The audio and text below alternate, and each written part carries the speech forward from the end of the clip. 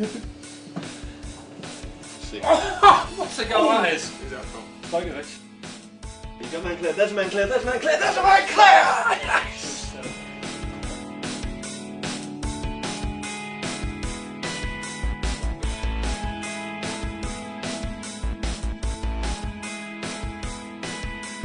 It's more addictive than picking scabs. It's so in-depth that you can lose yourself for hours and hours at a time. There are days when I've switched it on at 9 AM and suddenly I look around and it's dark.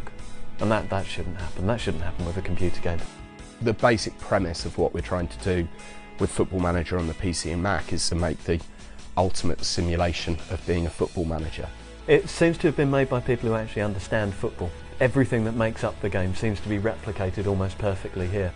For researching of the players, it's expanded to a global team of around 1,500 scouts around the world in 51 countries and regions who are watching players week in, week out, and not just at first team level but also at reserve and youth team level as well. The only cons is that the game should really be letting me win a lot more often.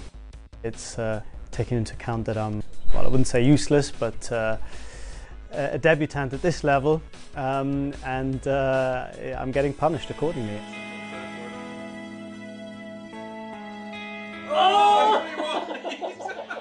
The attention to detail is incredible. The research network drives everything that we do, and our database has grown now. Last count was 488,000 players and staff from around the world who each have 250 individual playing statistics and then 20 mental statistics on top of that.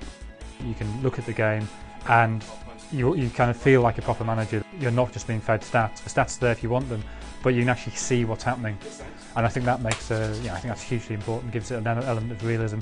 It drags you in. All you want to do is just play one more game to turn around whatever terrible run of form you're on. We actually simulate every 1/8 of a second of football inside the game for the full experience.